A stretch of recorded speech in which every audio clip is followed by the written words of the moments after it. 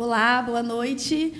Estamos em mais um podcast do Espaço Evoluir e hoje estamos recebendo um convidado super especial. É um prazer, nós estamos recebendo o Dr. Felipe Diniz. Olá. Tudo bom? Tudo bom? Boa noite. Gostaríamos de agradecer a presença. E o Dr. Felipe Diniz, ele é psiquiatra infantil e adulto, e ele vai estar se apresentando para a gente, é melhor, né, do que eu estar falando, onde atende, como atua. Olá, boa noite a todos. Muito obrigado pelo convite, é um grande prazer estar com vocês aqui hoje, é um prazer conhecer o podcast de vocês. Realmente, quando vocês me mandaram, eu fui conhecer todo o trabalho, adorei a iniciativa, adorei todo o material. Obrigada. Bom, eu sou Felipe Diniz, sou psiquiatra formado pela UERJ, tenho residência também em Psiquiatria da Infância e da Adolescência pelo Instituto Municipal Felipe Pinel, lá do Rio de Janeiro, da mesma forma, e mestrado em Saúde Coletiva também pela UERJ, lá no Rio de Janeiro. Hoje eu atuo em duas frentes, eu moro no Rio de Janeiro e atendo lá. Hoje eu atendo basicamente em clínicas e consultórios, e também atendo em Cataguases, onde eu venho de 15 em 15 dias, e tenho um consultório meu aqui também. Então, tenho essas duas áreas de atendimento no momento. E, assim, já tem uma quantidade de mães que estão sabendo da sua presença aqui no nosso podcast, porque, inclusive, tem algumas mães que vão a Cataguases levar as crianças lá, então já tem uma galera que está ansiosa esperando o conteúdo de hoje. Não é até bom.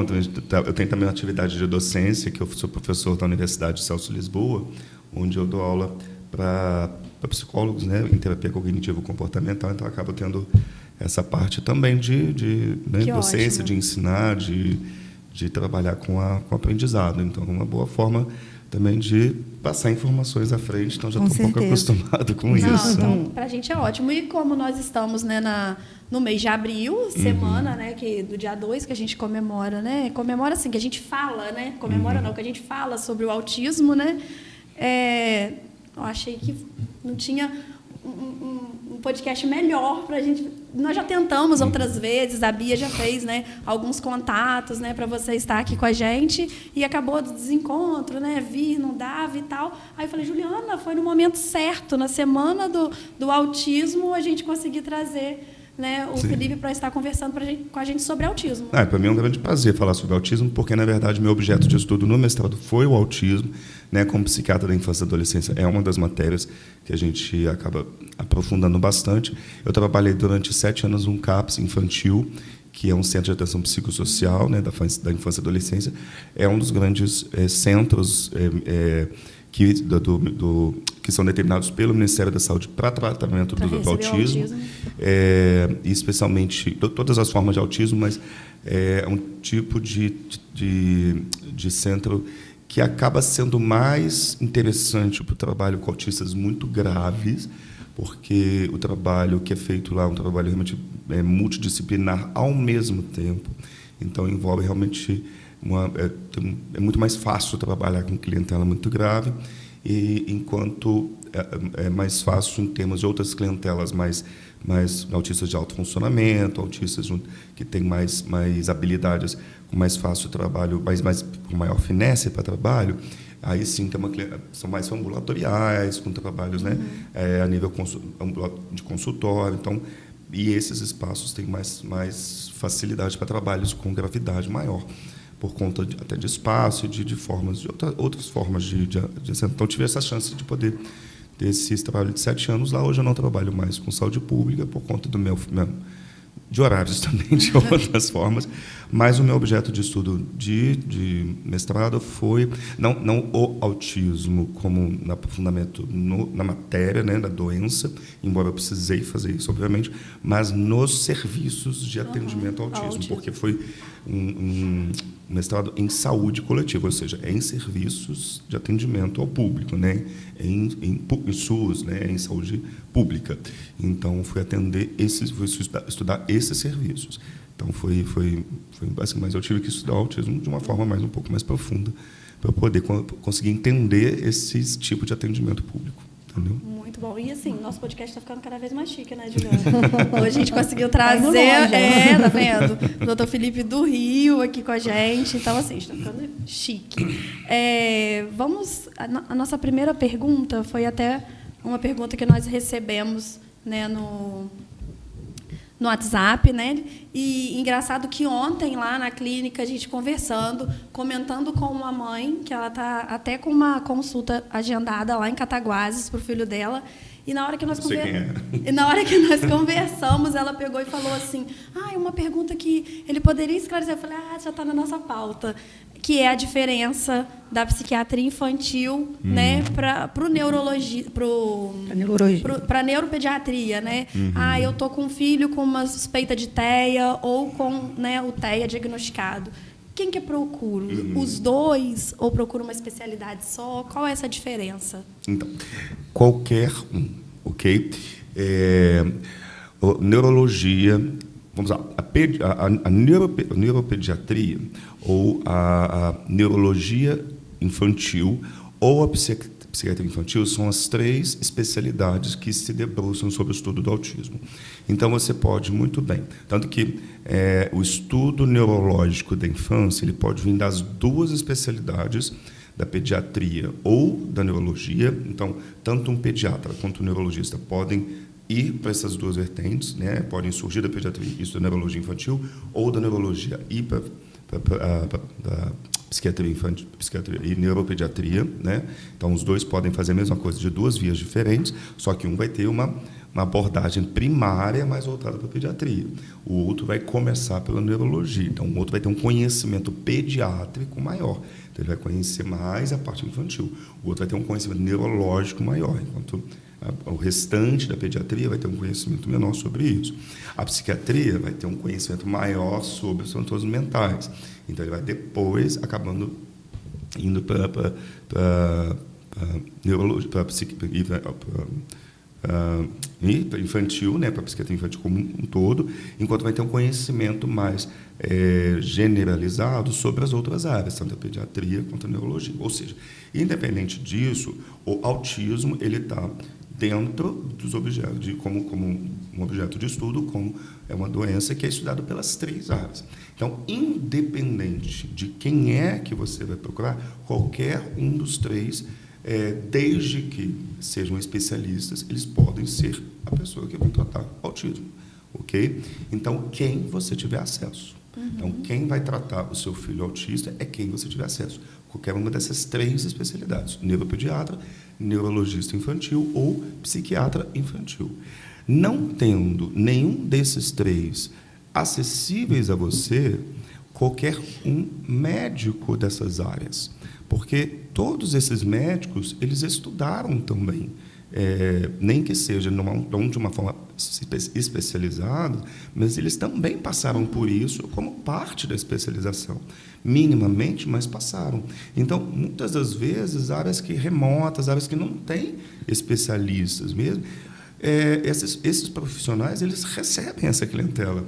Então, eles, de certa forma, são forçados, de qualquer forma, a reconhecer, identificar.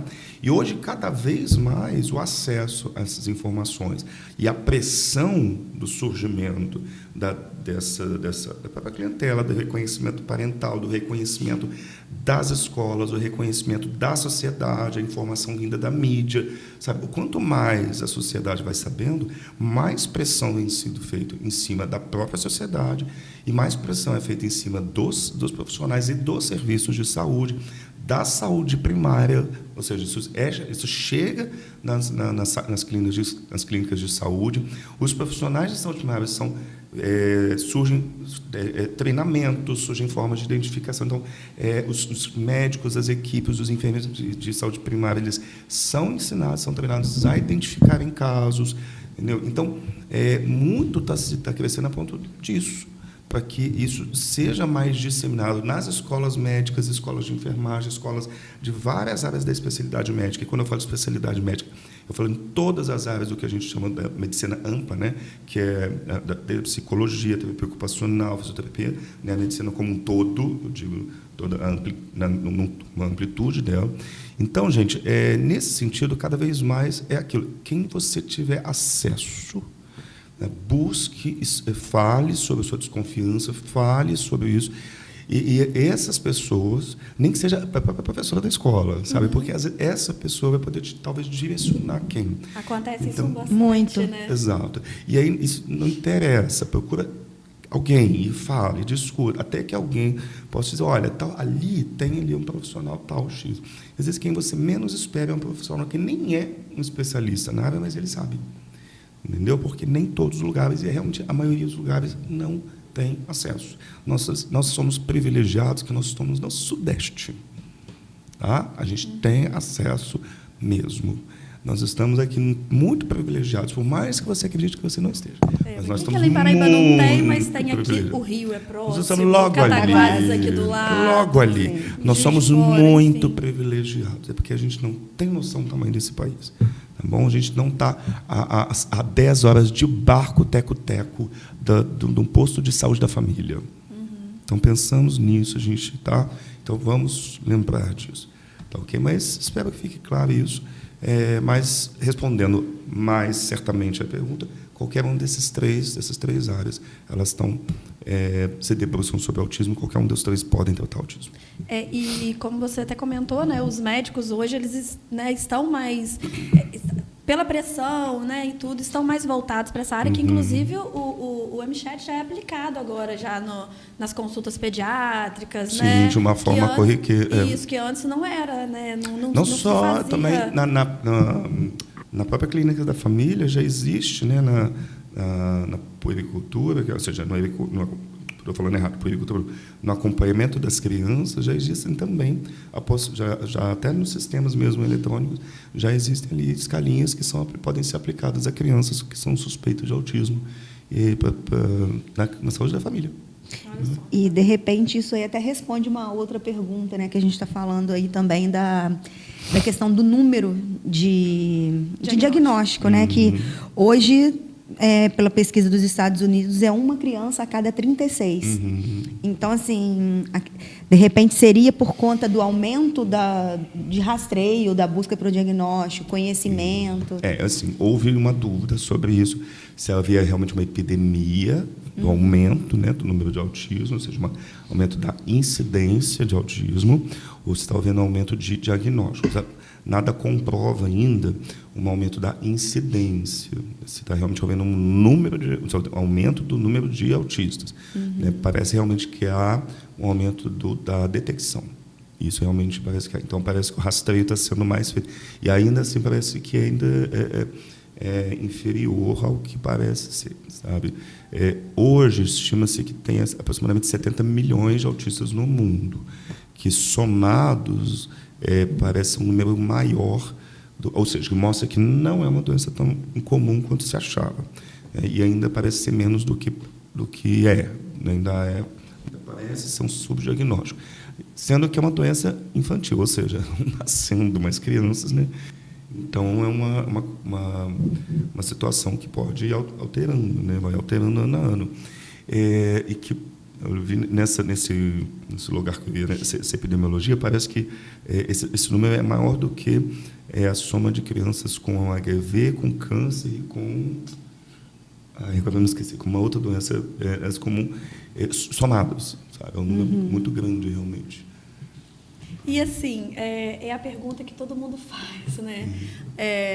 Sempre quando a gente vai conversar de autismo, está conversando, até em conversa informal, não tecnicamente, a gente vai conversando em algum lugar, aí alguém sempre comenta, acredito que com vocês também, mas o que está acontecendo, né? Por que tem, né, tanto autista agora? Antigamente não era assim. Qual que é a causa do autismo? É a pergunta que todos fazem. Hoje o que nós sabemos é o seguinte: o autismo é uma doença. O autismo é uma doença. É bom a gente conceituar o que é para a gente entender a causa, né? O autismo é uma doença global, o que significa que ele abrange várias áreas várias áreas do funcionamento cerebral, e inclui isso mais especificamente em 3 áreas: uma obrigatoriamente da socialização, o que abrange várias características nesse sentido, da linguagem e do padrão de comportamento e de interesse. Então, mas obrigatoriamente da socialização. ok? Mas as outras 2 áreas também, como o que a gente colocaria como tripé, além de outras áreas, mas essas 3 principalmente. Então, ele abrange várias áreas, por isso global. Mas global do quê? Do neurodesenvolvimento. O que significa que neuro significa do desenvolvimento cerebral, desenvolvimento, porque ele é lá do útero, lá de dentro, lá do início, lá da formação do sistema nervoso central. Então, é isso que o autismo significa, uma formação lá do início, desde o início do desenvolvimento do embrião, lá dentro. Então, ou do embrião, ou desde algum ponto do desenvolvimento fetal. O que a gente sabe a partir da causa é que a maior parte, a grande maioria dos casos, é que seja de origem genética. Tá? Genética significa que pode vir de uma herança. Tudo que a gente fala genético significa que pode vir herdado, né? Tudo que é genético pode ser herdado, mas nem tudo que... Aliás, tudo que é herdado é genético, mas nem tudo que é genético é herdado. Isso que é importante a gente saber. Pode ser um genético herdado, ou seja, você recebe ou do seu pai, ou da sua mãe, ou numa combinação dos dois, tá? Mas que pode ser também gerado pela própria criança. Pode ser uma combinação, uma mutação qualquer dela, ela pode acabar gerando uma alteração cromossomial e ali vir, né, que a gente chama de uma mutação de novo, né, uma formação nova, mas a gente chama em genética de mutação de novo.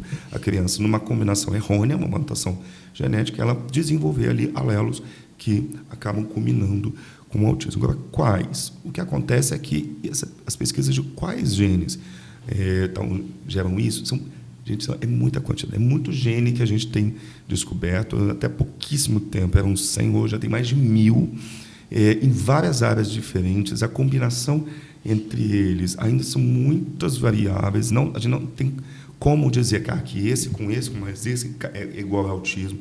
Então, isso ainda é muito variável, a ponto da gente não poder... Isso eu já antecipo até uma outra pergunta.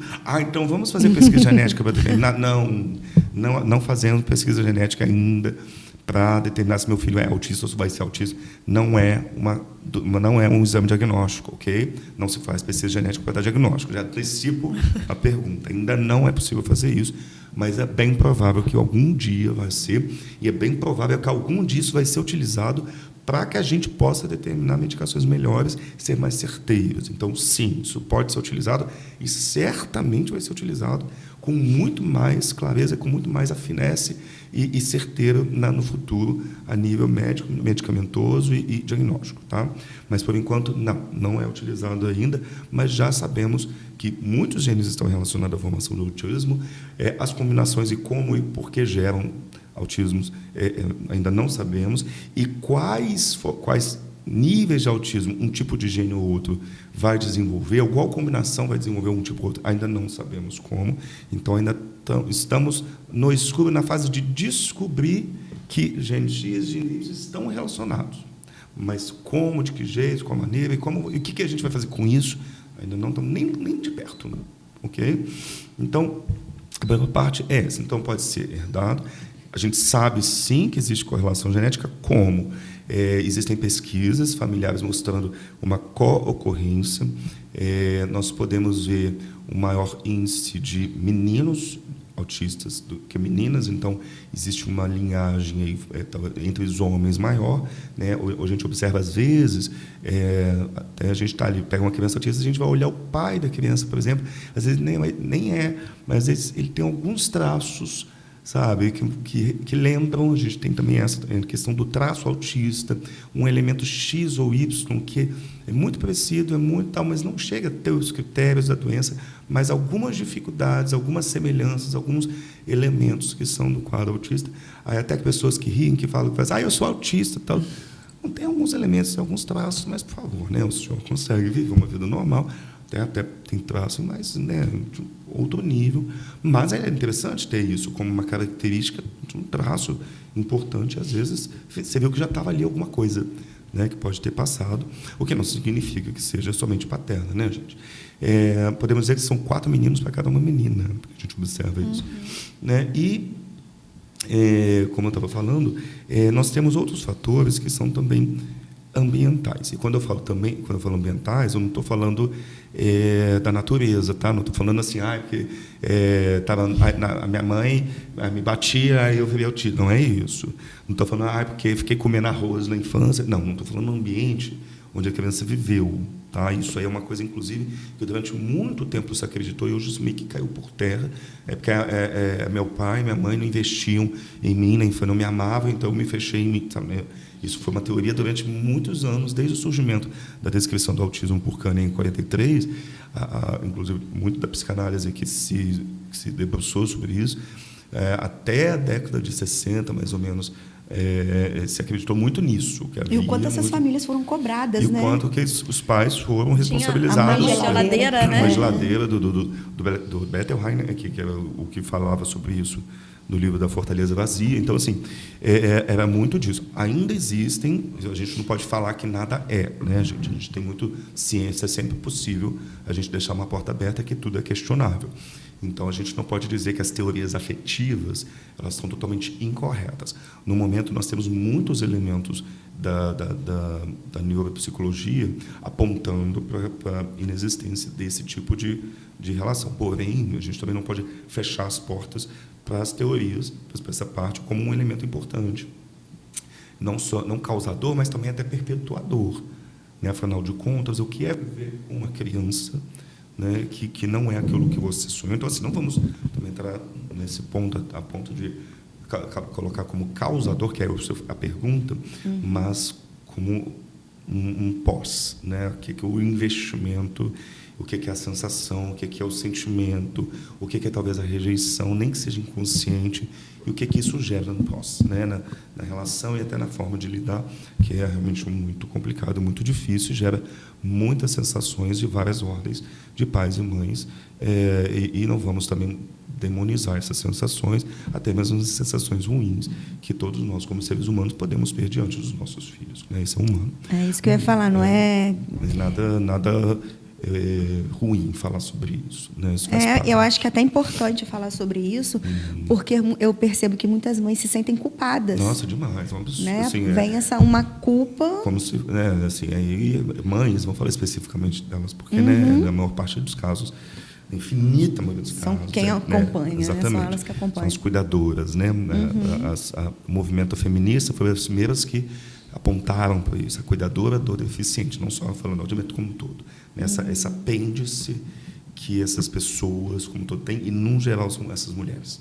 Né? Essa é uma outra coisa. Mas só para terminar a parte da causa ambiental, quando a gente fala assim, a gente fala muito do intraútero.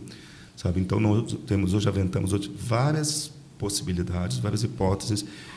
Uma delas, que já é mais ou menos certa, é a exposição ao ácido valproico, ou de valproato, que é um anticonvulsivante muito utilizado para epilepsia, né, e para transtorno bipolar. Então, realmente existem pesquisas de laboratório que mostram que ratinhas prenhes injetadas com esse anticonvulsivante desenvolveram ratinhos com condutas autísticas. Então, hoje já se sabe que é uma das medicações que a gente tem que retirar de mulheres grávidas, porque pode aumentar o risco, exceto se efetivamente for a única medicação responsiva e se não tiver jeito, e a gente considerar que no risco-benefício a crise convulsiva o excesso de crise convulsiva vai ser muito mais deletério para ela e para a criança do que, né, o risco. Então, aí, nesses casos, a gente assume. Fora isso, não. Outros fatores são possíveis, porque se observa, por exemplo, idade parental, pais acima de 50 anos.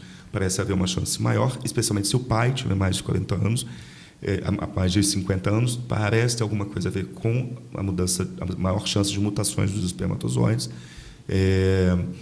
Há alguma coisa falando sobre diferença entre pai e mãe, a mãe mais nova, o pai acima de 50, mas isso não se repete em muitos estudos. Exposições a álcool, cigarro e outras drogas. Parece haver alguma coisa relacionada a agrotóxicos. Então, assim, são alguns elementos de exposição a infecções de repetição, seja respiratórias, urinárias. Então, tem alguns elementos externos, ou seja, ambientais, da gravidez, que parecem que podem desencadear, podem ser fatores de risco. Isso é importante, fatores de risco, mas não causadores. pode aumentar a chance, ok? Então, esses são o que a gente chama de elementos ambientais. Tá? Então, é isso. Como as causas que a gente tem hoje possíveis. Só uma colocação, assim. Só rapidinho. O que é importante, né, é a gente colocar como o pré-natal, como um grande fator de prevenção, né, para essas situações. Porque o pré-natal vai realmente cuidar de toda essa situação e prevenir realmente uma série de situações.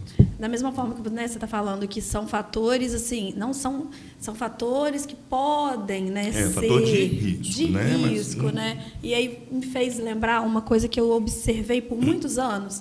Eu trabalhei por 10 anos na PAI, né, daqui de Além Paraíba, e aqui nós temos o Centro Especializado de Reabilitação, o CER3. E eu fiz parte da equipe de avaliação. E, então, assim, por 10 anos foram muitos casos, porque toda semana a gente, né, faz, né, agora eu não faço parte, fazíamos muitas avaliações, né, o pessoal avalia. E, na época, me chamou muito a atenção, não são todas, tá, gente, mas, assim, me chamava muita atenção durante a anamnese, em alguns casos, assim, que a mãe a gente perguntava do pré-natal. Teve alguma intercorrência, não sei o quê, tive sangramento, fiquei de repouso, fiz uso de medicamento, assim. E, assim, aquilo sempre me intrigou muito. Aí eu ficava assim, gente, será que algum dia vai sair algum estudo que tem alguma relação com essa questão uterina, sangramento, enfim, só porque na hora que você falou da medicação, e eu acabei lembrando disso. Porque isso sempre foi algo que me intrigava. Sabe? Não eram todas, mas aparecia, assim, com uma grande recorrência. Pois é, a gente sabe sobre infecções, né? Agora, quando você falou da infecção urinária, eu me lembrei disso. Assim, antibióticos, né? Vários deles já foram pesquisados. A princípio, realmente, a única medicação que se sabe é esse anticonvulsivante, mas a infecção parece ter realmente uma correlação importante com relação a isso. Então, infecção pode ser a causa de algum sangramento, vamos dizer assim, talvez, então pode né, ou pode ser consequência, né? Uma mulher acamada, por exemplo, tem mais chance de ter infecções urinárias. E, às vezes, as infecções urinárias ou coisas assim, são coisas que as pessoas não relatam, ou esquecem de relatar. Então, por isso que a gente tem que fazer perguntas ativas. O que mostra para a gente tem que ter uma preocupação um pouco maior, aliás, bem maior, com populações carentes, né? As populações mesmo, que é a infinita maioria das pessoas no país.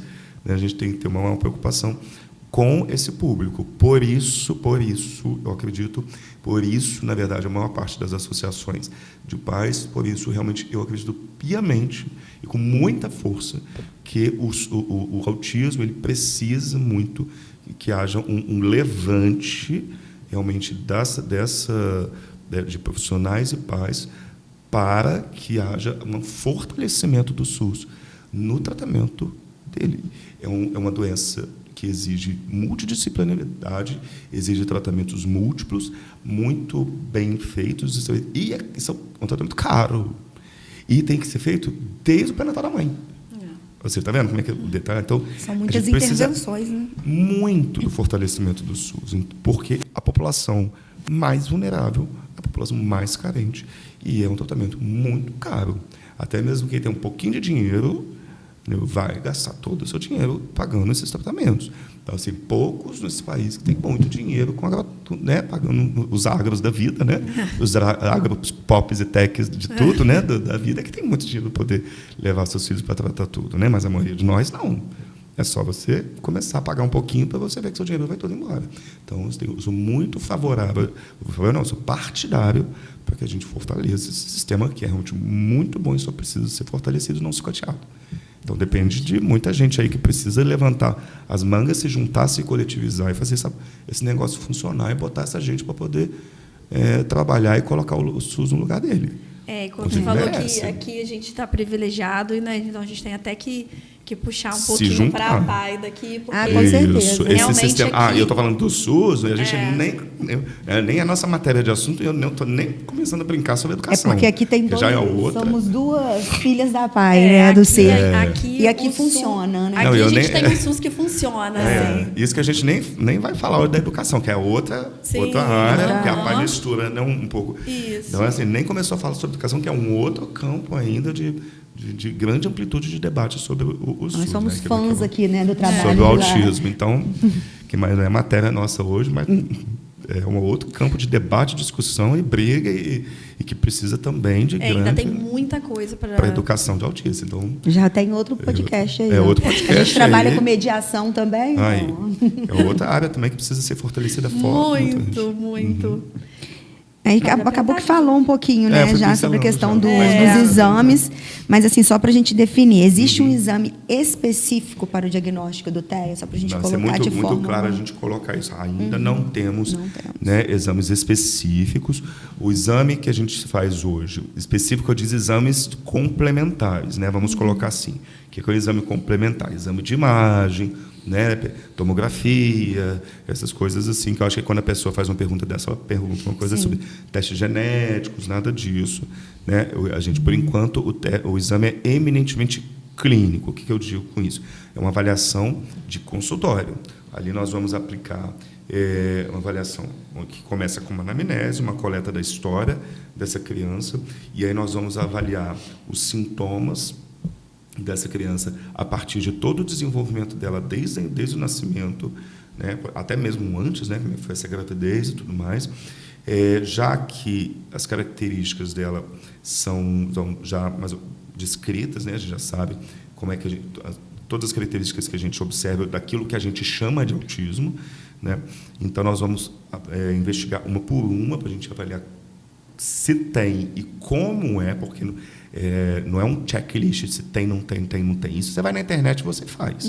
Tá? Então, não é bem isso que a gente faz. A gente, como profissional, a gente qualifica essa avaliação, porque tem, não tem, não é igual diagnóstico, senão que todo mundo se diagnostica aí, e aí sai esse monte de gente. Eu sou autista. Não é bem assim que funciona. Fakes, né?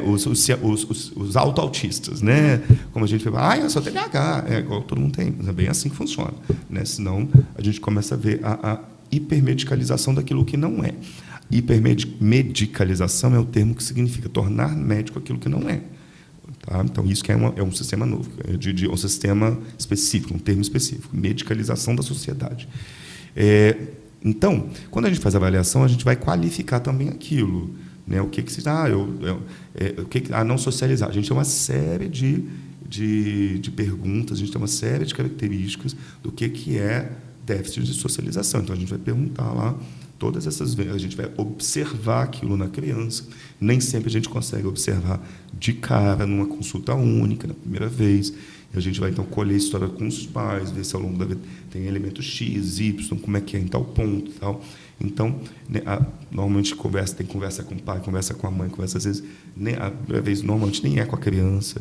Né, então, muito isso a gente vai vendo no consultório. Na necessidade, na dúvida, a gente tem testes a serem aplicados, né, quando a gente tem dúvida nessa parte da anamnese, porque com treinamento, a gente, na nossa prática clínica, a gente faz esse diagnóstico em consultório. A gente não é obrigado a utilizar testagens específicas. Isso é muito importante também a população saber. Nós somos já treinados a fazer esse tipo de avaliação numa anamnese. Nós temos já a forma de avaliação. Na dúvida, eu posso aplicar testagem. Existem vários tipos de testagens, né? Perguntas mais voltadas, mais específicas. Aí sim, essas testagens lá, que são avaliações neuropsicológicas, ou eu faço, ou eu solicito um psicólogo ou um pedagogo que faça, né? Que são aí um número de testagens várias, onde ele vai fazer várias aplicações e ele vai fornecer um laudo mais pormenorizado. Esses tipos de testagens também são feitas em consultório, da mesma forma. Essa testagem é feita, normalmente eu solicito quando eu tenho dúvidas, especialmente quando eu tenho dúvidas entre diagnósticos, entre um ou outro, ou quando suspeito de mais de um diagnóstico, e aí no consultório eu quero diferenciar, ou mesmo saber se tem duas coisas, e ali no consultório eu não consegui dizer, e aí eu estou na dúvida se eu vou, especialmente se eu vou tratar as duas coisas em termos de medicação, sabe? Então, é mais quando eu tenho uma dúvida, eu só quero especificar. Com a prática clínica, normalmente eu não preciso disso.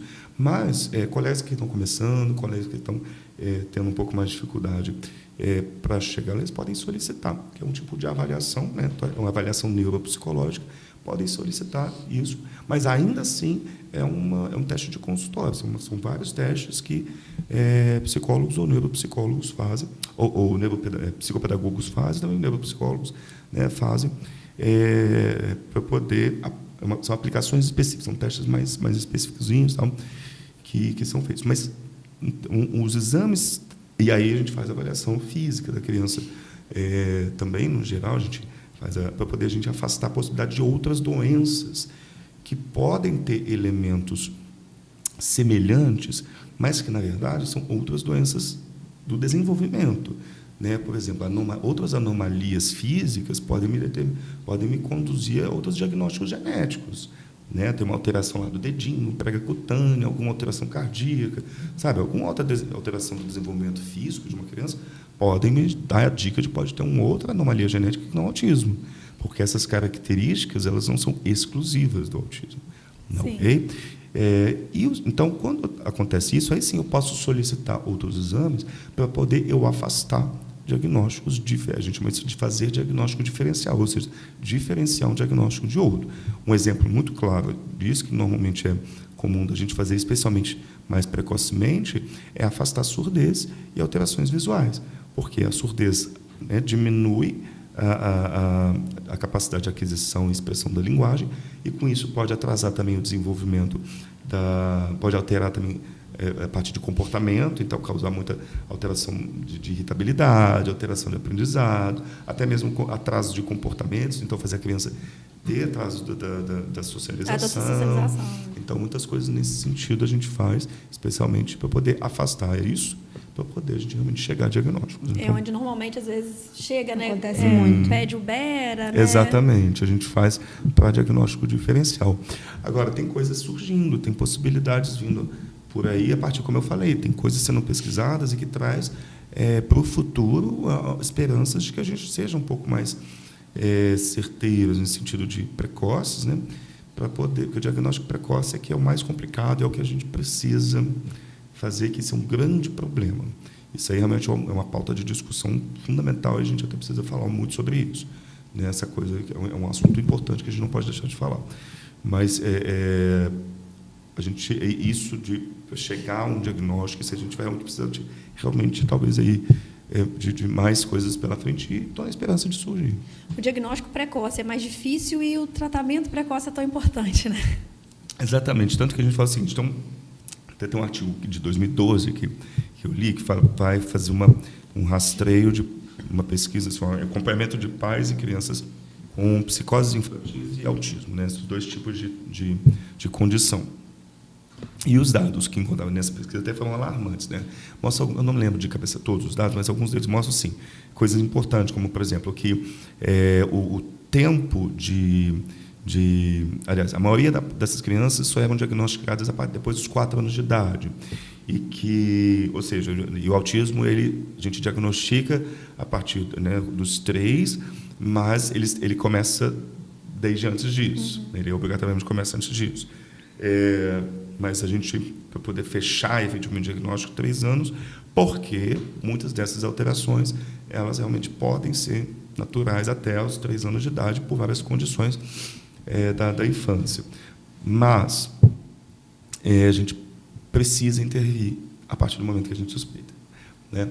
É uma coisa interessante que é alarmante também.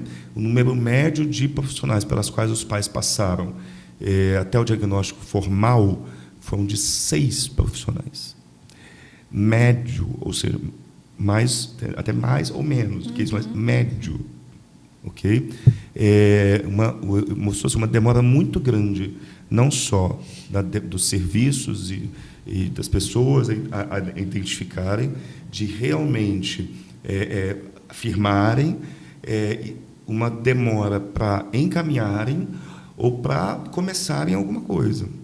Então, isso é muito importante, porque a gente sabe que a intervenção precoce, quanto mais cedo começar, melhores são o prognóstico de desenvolvimento cognitivo, de comportamento, menores são os comportamentos disruptivos, ou seja, aquelas agressividades, aquelas rompantes, melhores vão ser os índices de controle das emoções, controle dos movimentos, controle do comportamento, e melhor vai ser também a aquisição de independência, que é um dos grandes e talvez um dos maiores problemas que a gente encontra, com talvez o maior eu vejo assim, muito do que os pais desejam dos filhos, que é primeira coisa, uma das coisas que foi mostrar que assim, o maior elemento de percepção dos pais, o primeiro elemento de percepção dos pais quando eles vão buscar ajuda é a ausência de fala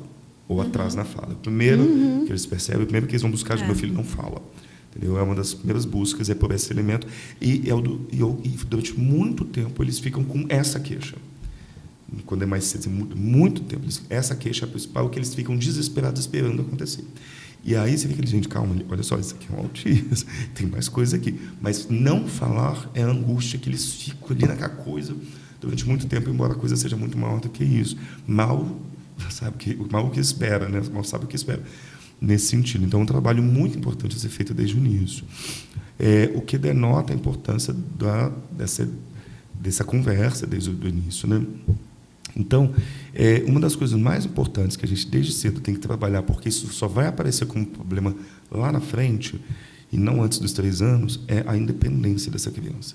Porque só lá, dos 5 a 7 a 10 anos, que o desespero dessa mulher vai aparecer, porque essa criança não limpa a bunda dela. Né? Essa criança ainda tem que ser levada pela mão toda vez e não tem vida. O desfraude. Exatamente. Começa a questão do desfraude. Eu acho que essa é a primeira, talvez a mais importante condição do tratamento do autismo: independência. Sabe? É isso. Assim, um grande foco na vida de qualquer tratamento: independência. Sabe? O restante é cereja do bolo. Sabe? Uma criança que consegue, uma pessoa autista que consegue uma independência é o pontapé inicial. Sem isso, a gente não tem nenhuma outra grande aquisição. Independente se está verbal ou não. Né? Exatamente. Sem isso, todas as outras aquisições são assim, vem a mais. Entendeu? Então, independência de vida, a primeira coisa que a gente tem que pensar. Né? Então, trabalhar isso é fundamental. Então, quando a gente começa cedo, a gente tem mais chance disso. E aí é o que eu falo, a gente, sei lá, com 0 anos, que ainda tem coisinhas com 0 anos que a gente já começa a ter, dá para olhar, sabe, um bebê que não encaixa no colo, bebê irritado. Bebê irritado demais, encaixa no colo, não brinca de esconde. Com 6 anos, você faz aqui brincadeira de esconde, não, sabe? Tem umas coisinhas ali que não faz o que a gente chama de atividade compartilhada, não aponta coisas para você, não, sabe? Não vem te entregar coisinhas, não é uma criança que deita, encaixa, já é estranho, tem uma coisa que não é igual. É difícil perceber, mas lá no 1 ano de idade já dá para poder começar a ver algumas coisas assim. Mas começou a sacar que tem uma coisa diferente, sabe? Já dá para começar a estimular a criança. Nunca vi criança nenhuma ser danificada por ser estimulada. Esse é o que eu falo. Tem alguma coisinha acontecendo, começa a estimular essa criança. Não interessa se é autismo, se não é. Se tem coisa errada, já começa a gente fazer. costuma falar muito isso, né? Mas não fechou o diagnóstico. Não importa. Não interessa, não está falando. O diagnóstico faz tem qualquer depois, coisa. Né? Não interessa. Vamos estimular, vamos trabalhar. Vamos trabalhar essa criança, entendeu? Uma criança além do diagnóstico, né? Senão fica só preso ali. E muitos profissionais, aí também eu vou ver, muitos profissionais ficam presos a isso. Especialmente quando o plano de saúde está vinculado. Porque o plano pede o diagnóstico, entendeu? E aí, aquela história, mas aí eu não posso dar antes dos 3 anos de idade. Entendeu? Mas aí a gente tem que levar em conta uma coisa, um erro importante, uma falácia muito importante, até mesmo do sistema. Pela lei, até deixa bem claro, pela lei, até mesmo os direitos do autista, né, que é os direitos da criança e adolescência, está muito explícito, muito claro.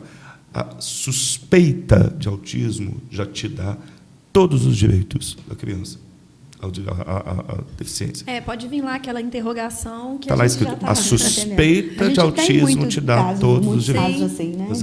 No processo de investigação. Isso, só a suspeita já te dá todos os direitos. A suspeita de uma deficiência já te dá direito a tudo, mesmo que depois a suspeita caia fora. Ok? Então, isso é muito importante a gente ter em mente. Claro que a suspeita é do profissional. Tá joia? Porque senão sai muita gente querendo pedir coisa aí. Não dá para todo mundo suspeitar, né? Tá bom, queridinho? Não vem querendo pedir coisa sem, né?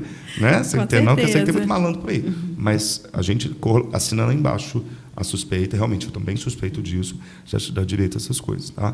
E aí do plano de saúde, se querer vir contra isso. Você pode entrar com um processinho bonitinho. Agora, tem direito, sim. Mesmo, mas com 3 anos de idade não é autismo. Não, nunca fizeram isso, tá? A gente sempre colocou. Aqui a gente não tem problema com isso. Não. Mas só para colocar, porque às vezes tem malandro também, mas é só para antecipar também isso, porque tem gente que já acha que não vai conseguir por causa disso. Não, a gente coloca lá, bonitinho. Já quer, né? Tem família que já quer, não tem como fechar. Eles só pedem CID, eles não pedem nem suspeita de autismo, eles só colocam se for um CID que eles põem. Então, assim, a gente só precisa assumir algumas coisas. Eu até falo assim, porque muitos profissionais realmente ficam inseguros, especialmente de que não são especialistas na área. Até mesmo psiquiatras ficam muito inseguros, às vezes, quando não são infantis. Isso até respeito, muitas vezes, porque não tem prática, né? Não tem hábito. Às vezes preferem aguardar um pouco, ou ficam com pena, mas essa que é a questão. A pena leva ao desserviço, né? Vamos aguardar um pouco. Não vamos aguardar um pouco. Vamos estimular. Ok? Tratar não é segurar a criança, amarrar e colocar de cabeça para baixo, sabe? Tratar é estimular. É isso, entendeu? Não é sair dando remédio, especialmente na infância.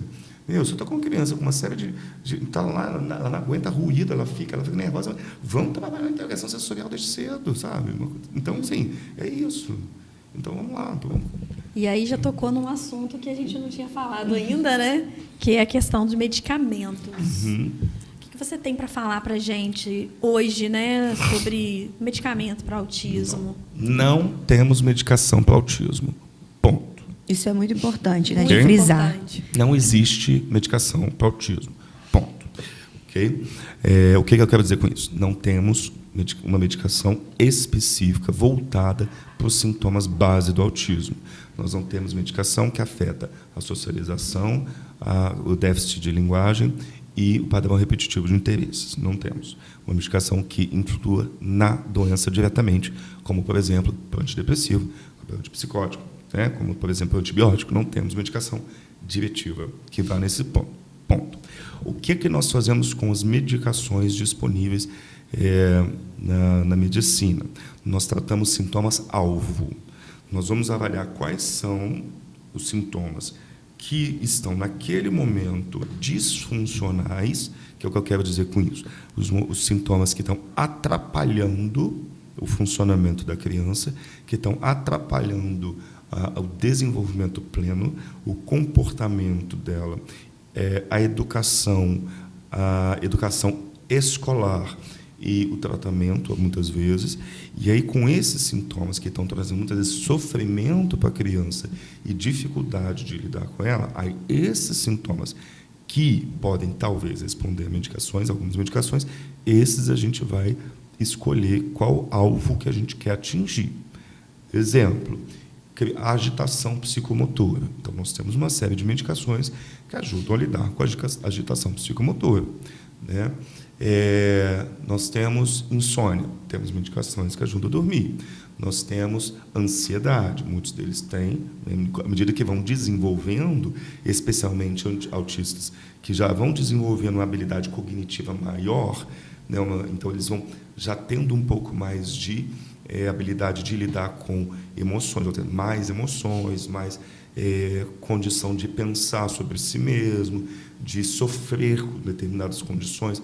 Então, eles já vão desenvolvendo uma complexidade maior nas emoções, né? Porque a vida vai acontecendo e eles vão se desenvolvendo. Obviamente, o autista vai, né, aprendendo as coisas ao longo da vida e vai complexificando, né, as coisas. Então, eles tendem a ter uma certa melhora, né, com o desenvolvimento, especialmente do autista, que já são melhores, né? Já são melhores no sentido de já são níveis mais com menos comprometimento. Então, eles podem deprimir, eles podem desenvolver transtornos ansiosos. Então, a gente pode tratar esses sintomas de ansiedade, de depressão. Autistas que têm, por exemplo, metade dos autistas, especialmente os clássicos, têm retardo mental. Então, isso complica muito a sintomatologia deles, piora as condições.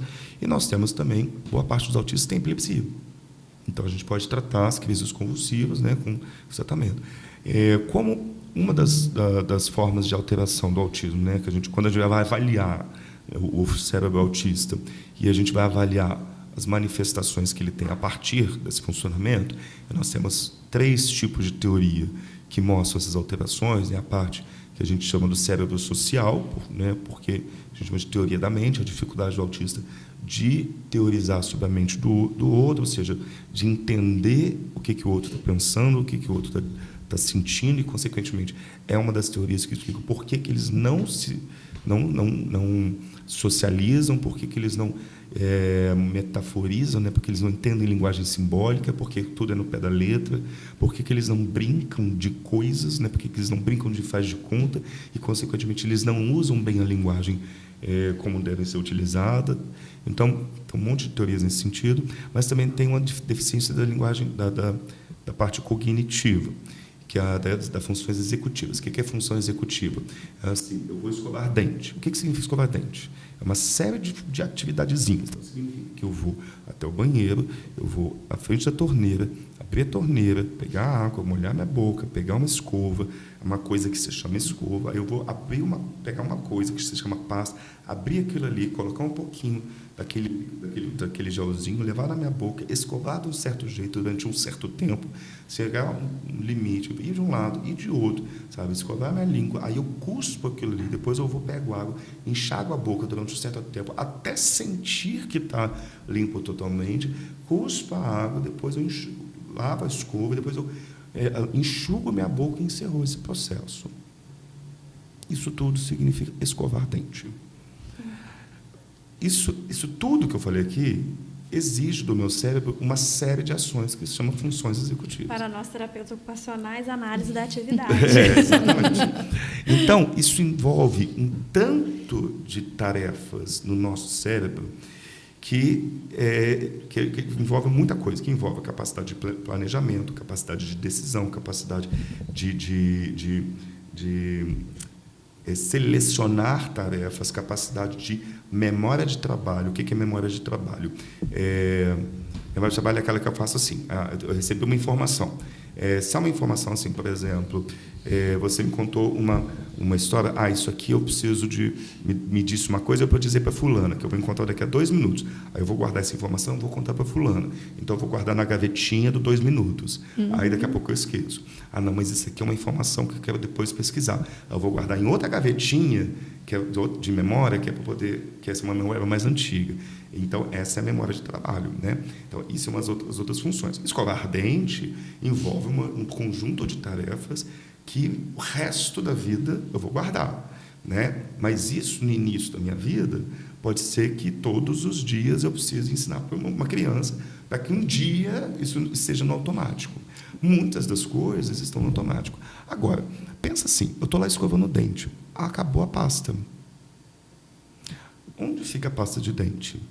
Fica aqui embaixo. Não está aqui a pasta de dente. E agora? Onde agora eu acho a pasta de dente? Entende? Então, exige também uma capacidade de flexibilização. Então, nessa mente executiva, também exige uma capacidade de flexibilização. Lembra que o autismo tem dificuldade de flexibilização? Olha para onde eu estou caminhando. Agora, onde está a pasta de dente? Não está aqui. Alguém aqui já lembrou de um autista que brigou porque pasta de dente não está ali? Ou outra razão? Olha onde eu estou querendo chegar. Né? Então, a capacidade de flexibilizar e entender que pode ser que houve uma mudança e que pasta de dente não está ali. Sabe? Então, as funções executivas são esse conjunto de tarefas que levam a gente a executar outras e, consequentemente, levar a gente a planejar, a esperar, porque também exige o fator inibitório, né? A capacidade de inibir sintomas, inibir emoções, inibir pensamentos, para que eu possa, então, resolver um problema. Então, passando aqui, pode ser que esteja assim, deixa eu perguntar à minha mãe. Né? Ou uma emoção. Gente, está sem pasta de dente, eu preciso escovar dente, né? Eu preciso sair, estou com pressa. Ai, que ódio, meu Deus, o que eu faço? Né? Eu tenho que inibir uma emoção. Olha aí. Começa a pensar com os seus filhos, aí o que já pode ter acontecido só nessa novela. Só para a pasta não estar ali. Já lembrou de uma crise qualquer só por causa de uma pasta de dente? Já pensou? Né? Então, tudo isso que eu estou citando, controle inibitório, memória de trabalho, flexibilidade cognitiva, que são o tripé dessas três, mas um monte de funções executivas, mas só dessas três aqui, olha o conjunto de sintomas que a gente pensou em autismo aí. Isso? Agora, joga isso para a linguagem, para a capacidade de se expressar. Joga isso para a socialização, que você vai falar com uma pessoa, você tem que modular a sua voz, você pode ou não falar determinada coisa, você tem que abordar alguém, você tem que... Oi, bom dia. Se o outro não responde bom dia, e agora, como é que eu falo? Você vai treinar com alguém, né, habilidade social. Se ele... quando eu falo bom dia, a pessoa responde bom dia. Se a pessoa fala, tudo bem? Ai, meu Deus, e agora o que eu respondo? Não sei. Entendeu? E para o autista, como é que é? Ele não sabe. E se eu faço um sorriso e a pessoa não dá um sorriso? E agora? Como é que eu ajo? Está vendo como é que também tem toda uma questão aí de funcionamento desse cérebro? E isso, que a montagem dos tratamentos, toda ela está vindo em cima desse tipo de tratamento, da teoria, em todas as áreas, da psicologia, terapia ocupacional, da fonoaudiologia, todas elas estão vindo em cima desse tipo de conhecimento também para montar vários esquemas possíveis de tratamento em várias linhas dessas ciências.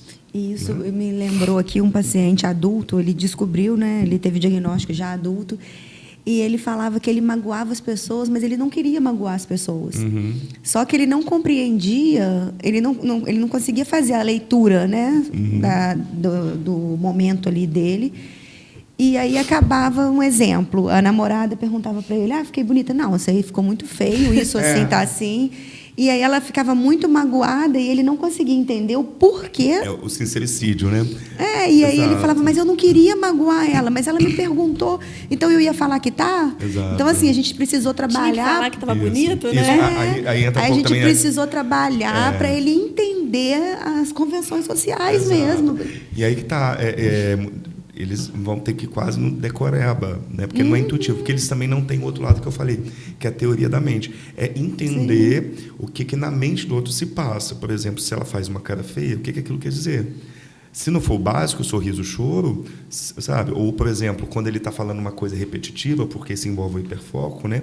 Aquela coisa que ele só fala a mesma coisa, se ela já começa a ficar com aquela cara de enfado, né? De chato, não entende, percebe, né? Que a pessoa não... É a incapacidade dele de compreender a expressão facial do outro.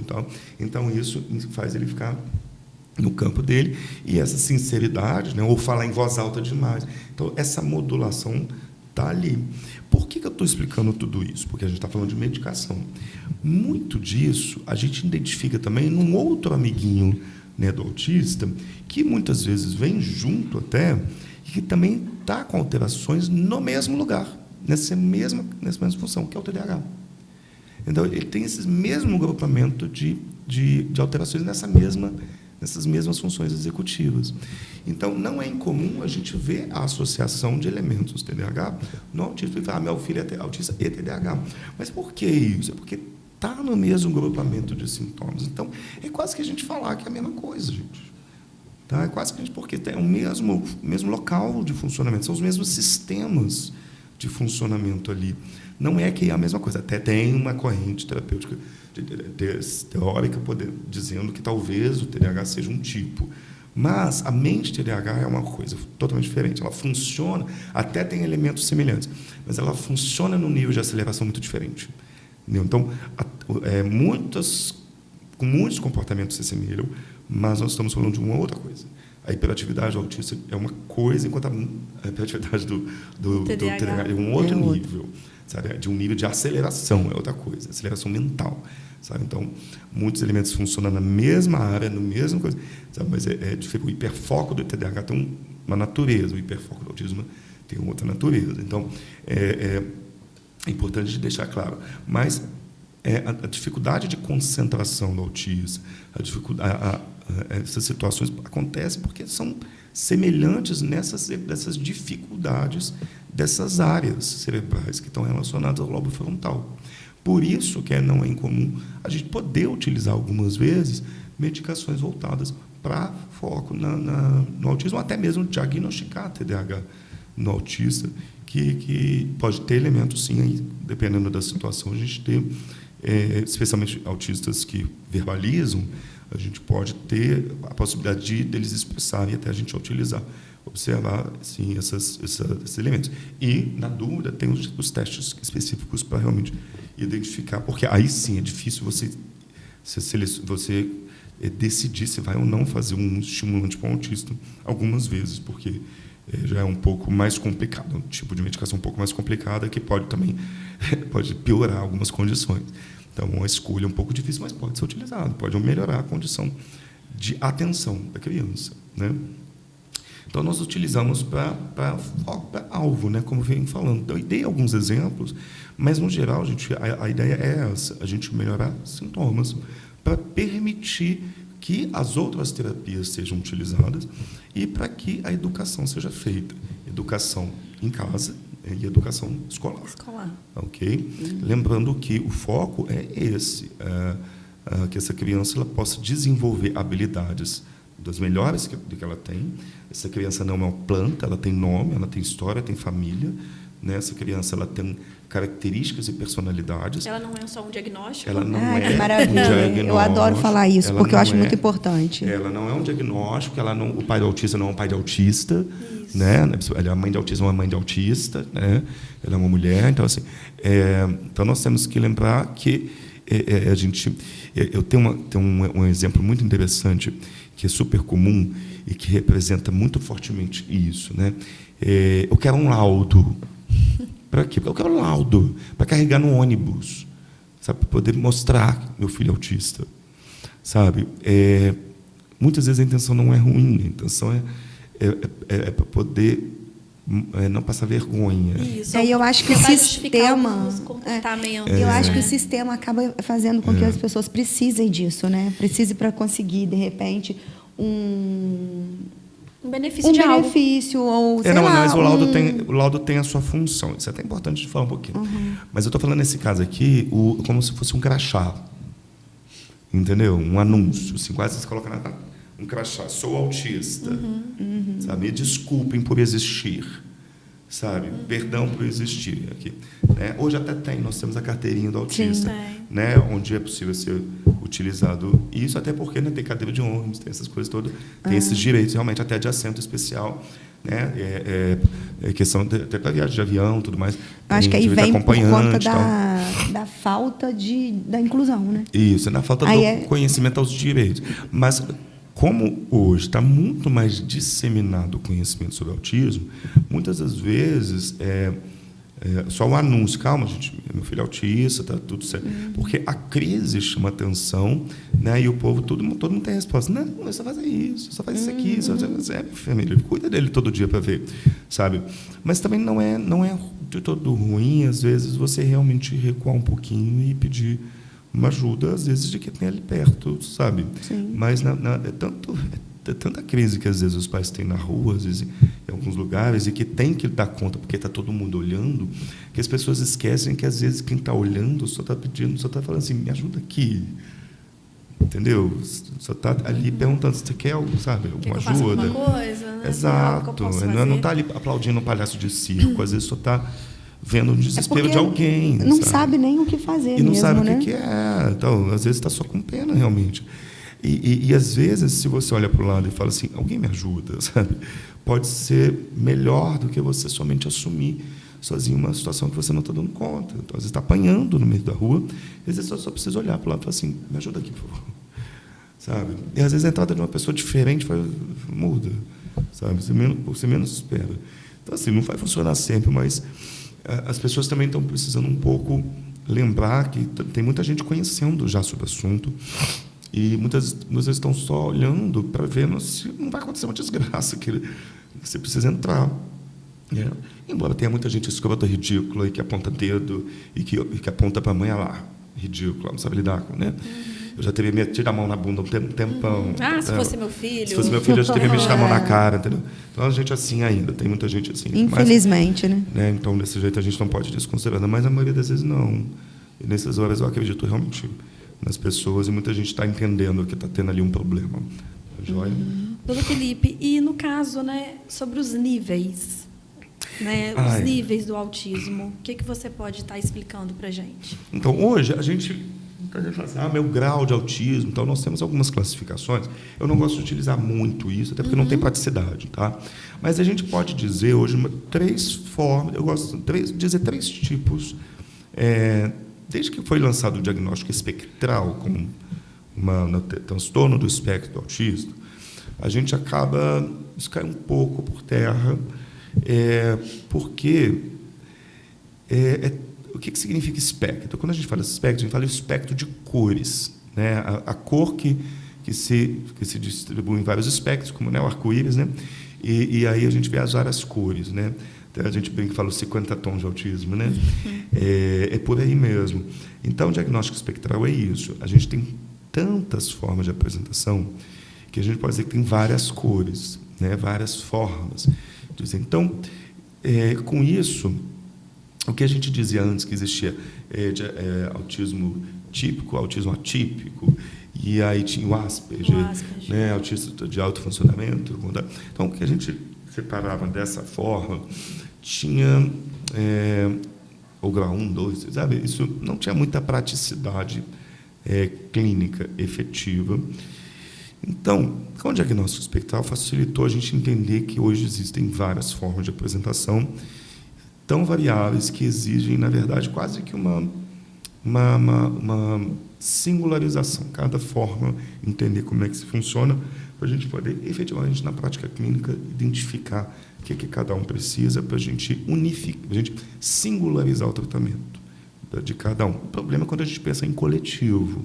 Aí, sim, a gente tem que pensar em massas. E, nas massas, aí, sim, a gente precisa separar um pouquinho, né, quais são as formas, quais são os tipos, se a gente puder dizer assim, para a gente poder pensar. Não dá para poder pensar no individual, senão a gente não consegue trabalhar em coletivo. Então, se a gente puder pensar em níveis, seria interessante a gente classificar o autismo em 3 formas assim, importantes, que eu acho que fica mais claro, né?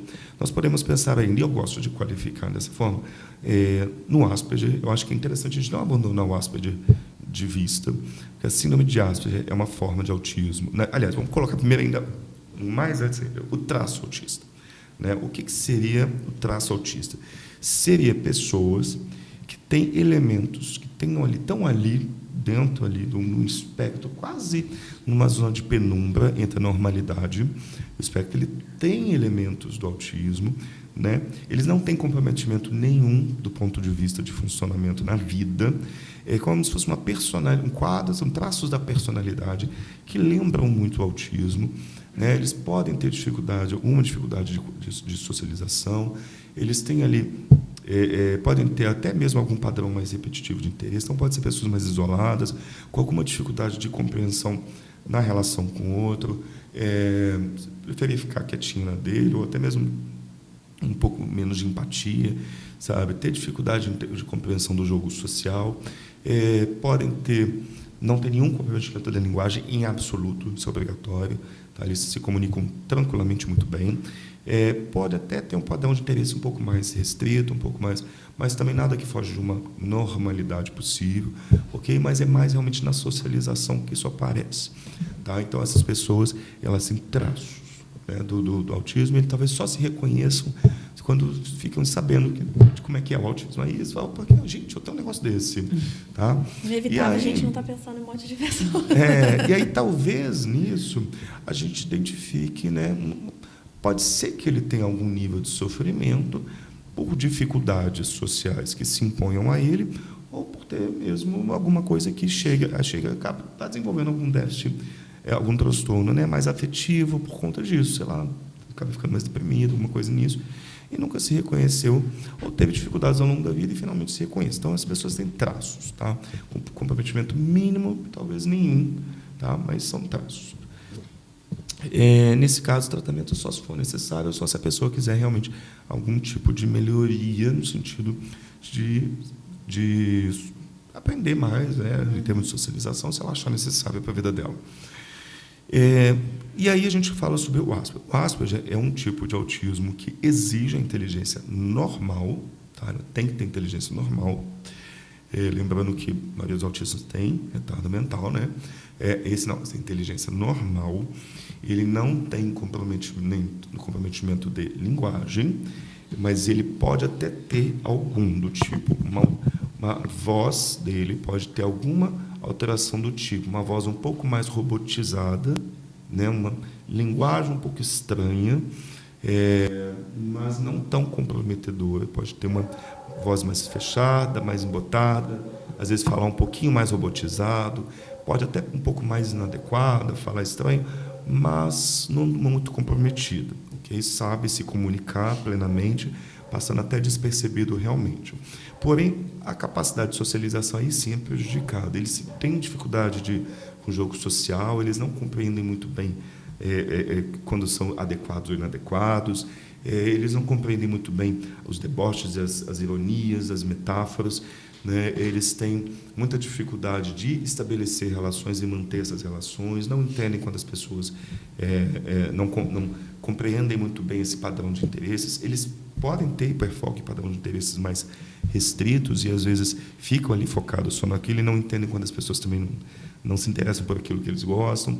Então, o Asperger, eles muitas vezes, durante muitos anos, foram muito taxados de outras coisas, nerd, sabe, essas coisas assim. Então, eles se enquadram muito bem nesse grupamento de pessoas. Então, eles se dão muito bem com o mundo virtual. Então, por não ter que socializar pessoalmente, eles ficam muito bem, se encontram, ficam super bem no mundo virtual e entram lá e ficam despercebidos, realmente. Então, esses passam. E a gente sempre conhece alguém assim, passam realmente muito bem. Ok? Então, esses são Asperger, têm comprometimento mínimo, mas podem levar ao sofrimento. Então, eles qualitativamente são diferentes, então passam despercebidos e são independentes, vivem normalmente a vida deles e exigem tratamento quando eles sofrem realmente, quando identificados e precisam de ajuda no nível social. Ok?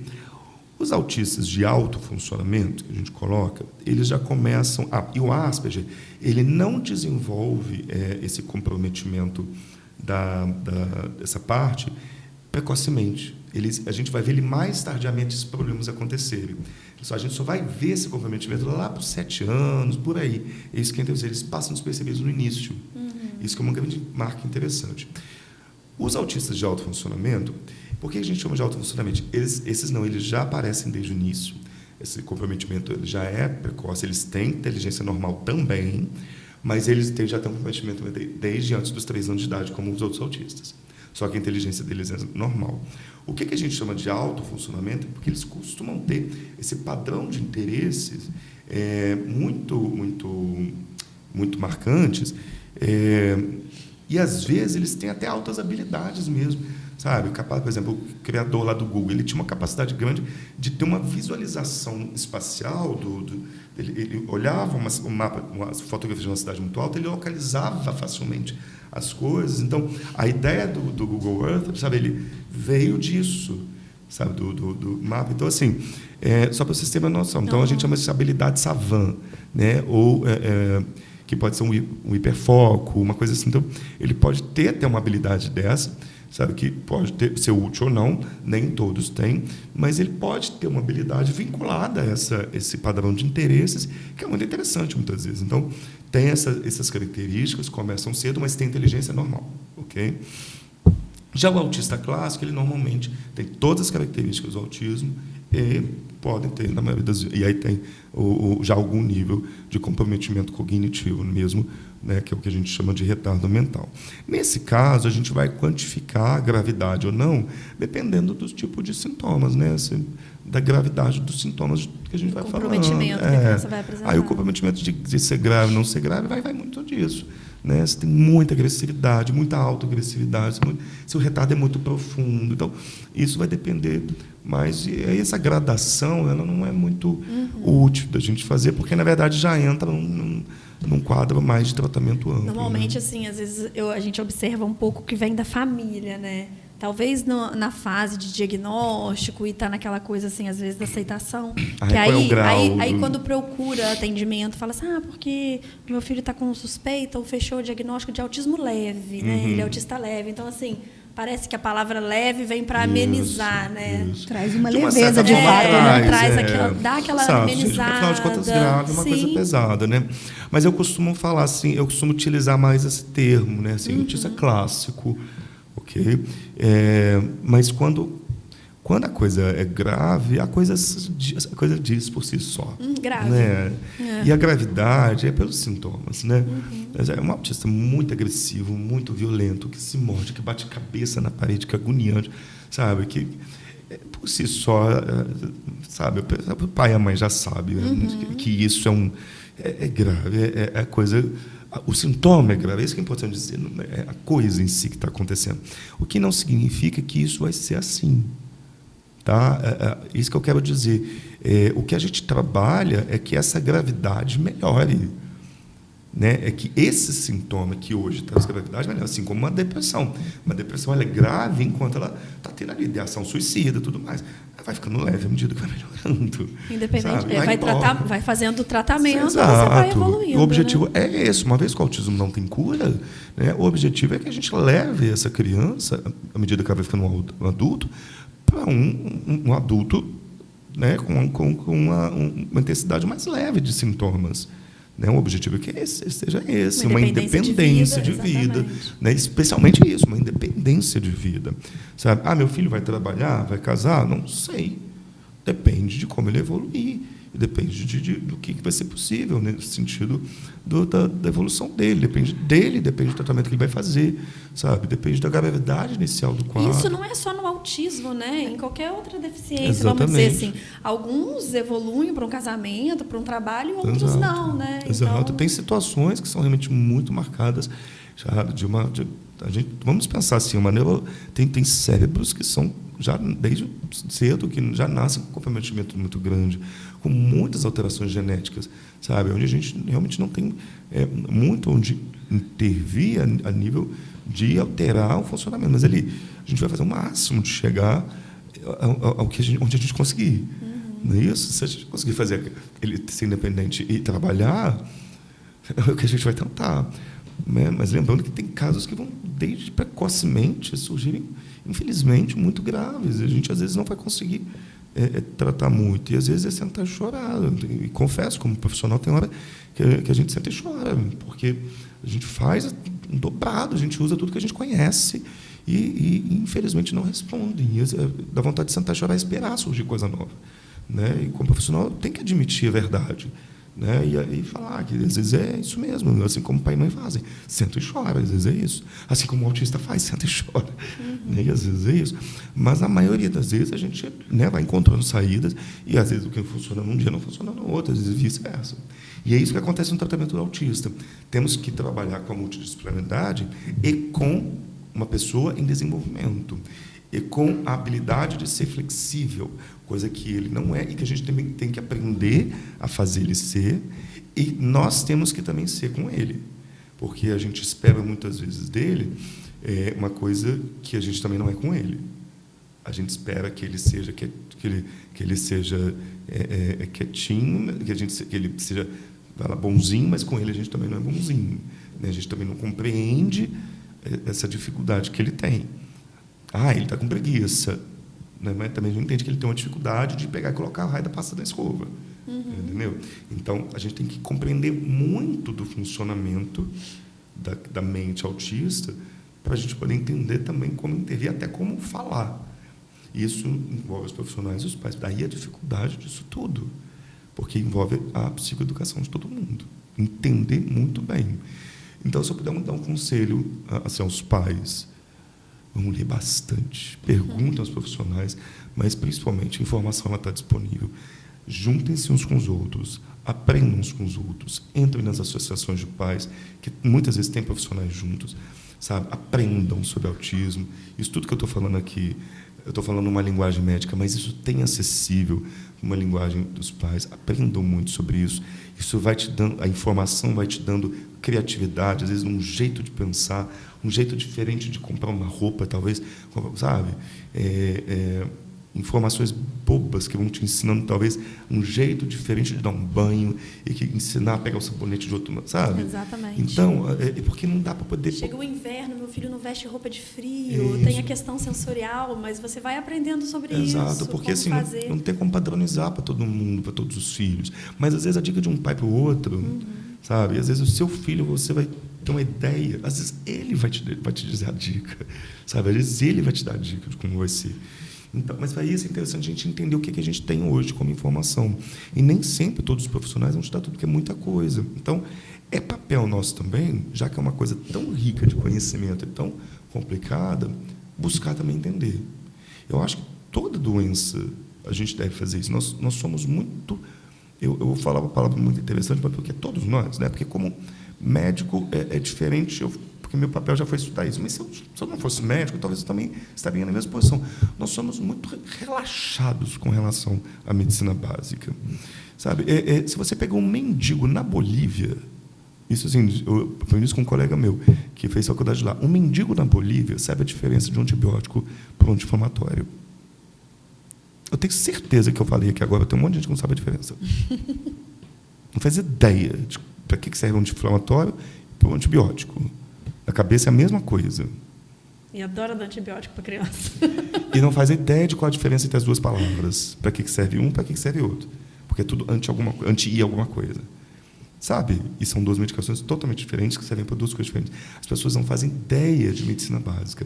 Eu tenho certeza que 99% das pessoas não sabem primeiros socorros. Não tem ideia do que fazer se seu filho engasgar. Entendeu? Não tem ideia do que fazer como primeiros socorros. E é a informação que se tem disponível. Básica, né? Que você tem disponível ali em qualquer cartilha. Sabe? Coisa simples. Até naquele cartão, né? Não precisa nem de criança.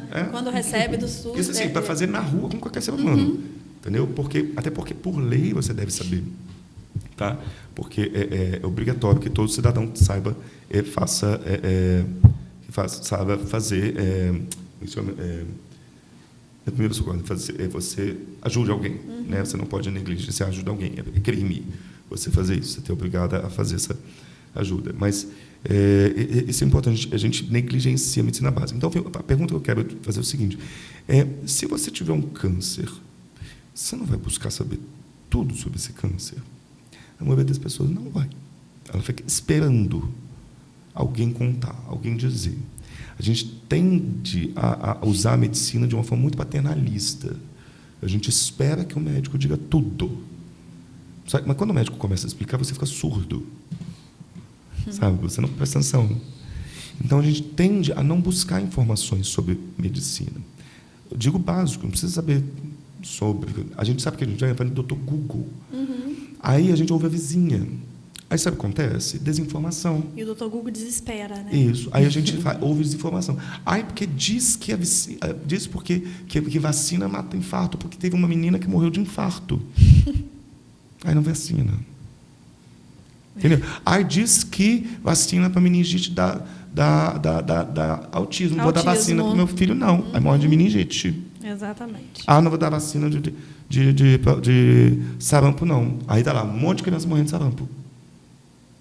Que está acontecendo. Exatamente. Porque a mãe ficava ouvindo conversa de que não pode dar vacina, porque que a vacina dá autismo. De onde tiraram isso? De vizinha. De vizinha. De vizinha. Não, a gente sabe muito bem que não foi de vizinha, né? Né? Isso foi muito bem calculado, né? Isso foi bem calculado, bem disseminado aí de forma proposital mas assim, casos à parte. Mas é isso, as pessoas estão ouvindo aí fake news, estão ouvindo aliás, não é o doutor WhatsApp. Então, meus amores, vamos pesquisar pensadamente, vamos entrar no site da AMA, da Abraça, tem um monte de revistas sobre autismo. Isso que é importante, né? Também procurar informação. Uma boa fonte, né? Temos vários, temos aí a doutora Ana Beatriz, nós temos várias pessoas. Vai no Instagram. Eu não tenho falado muito de autismo. Temos aqui nosso podcast. Então, nós temos várias fontes de informação. Semana passada falamos sobre a teoria da mente. Eu ia até falar isso na hora, mas eu estava... o assunto não dá para não cortar. Tem um post no nosso Instagram e tem um vídeo... Até mostrando, né? Tem um trabalhando. vídeo de 2 crianças da Juliana trabalhando teoria da mente. Quando você falou de teoria da mente, me veio o vídeo Trabalhei na hora. Numa cruzadinha. Não, como é que chama? Lindas as 2 crianças. Esqueci o nome. Não, foi uma amarelinha com as emoções. Cada quadradinho tem uma emoção. Cada roxinho da amarelinha era uma emoção e a Juliana trabalhou. Muito legal. Então, eu Vamos tipo assim, eu tô finalizar. na frente do psiquiatra, super ansiosa. Mas o que acontece? É porque a gente teve uma aula, né, de autismo, a gente nem piscava aqui. Eu acredito que o chat, uma hora dessa, né, tá bombando. E o que acontece? O nosso podcast normalmente é ao vivo. E o pessoal vai fazendo as perguntas e a gente vai né, vai respondendo na hora. Só que devido, né, ao Dr. Felipe ser do Rio e a gente teve que fazer gravado com ele hoje. Mas, gente, vocês que estão mandando aí perguntas no chat, no WhatsApp, né? Não, no chat do Juliana. A Juliana tá mutuando. Vocês que estão aí perguntando no chat do podcast, agora que ela entendeu. Não, porque foi gravado, né? Vocês que estão perguntando no chat, ele vai estar depois respondendo essas perguntas lá no Instagram. É só seguir, né, o Dr. Felipe Diniz. E aí essas perguntinhas depois a gente coloca para estar fazendo uns videozinhos no Instagram respondendo o pessoal, visto que hoje a gente não conseguiu fazer ao vivo. E aí eu tô super ansiosa. Tô super ansiosa porque tá na hora dele partir. Senão ele vai... Senão eu vou perder meu mesmo transporte. Pois é, e aí ele vai ficar para trás, né? Tudo bem que ficar em Paraíba o pessoal ia gostar bastante, né? A gente consulta amanhã, mas tem as consultas no Rio. Continuar o dia. Gente, muito obrigado pelo convite. Só vou complementar uma coisa que eu falei assim, nós temos muitos canais que já podem mostrar para vocês, né, em vídeos, por gente séria falando muito sobre isso. Busquem esses canais para se informar sobre esses detalhes, sabe, da mente autista, do cérebro autista, como é que funciona, para vocês saberem ao máximo, inclusive para poder debater sobre a tal medicação, se realmente é por aqui que vocês vão ajudar. Vocês podem conversar com seus médicos sobre medicação, com seus profissionais. Mas o mais importante ainda, leiam. Aprendam a ler de novo. A leitura, você volta a reler tudo mais. Vídeo, você ouve uma vez, não sei o quê, mas vão ler, sabe? Sim. Comprem livros, leiam, sabe? Baixem material, leiam. Tá? A leitura faz com que você tenha informação mais fixada em outro jeito. Você pode voltar a ler de novo, marca, tal. Leiam, tá? Se informem, seus filhos vão precisar disso. Tá ok? Muito obrigada, muito foi um obrigada. prazer. E foi só o primeiro. Tá passando Cataguases, além Agora a gente cerca aqui. Por aqui. E temos outros assuntos, né? Muitos. Gente, muito obrigado. Obrigada. É um prazerzão em falar com vocês. Tá aí. Obrigada. Obrigada, Jair. Tchau, pessoal. Obrigada.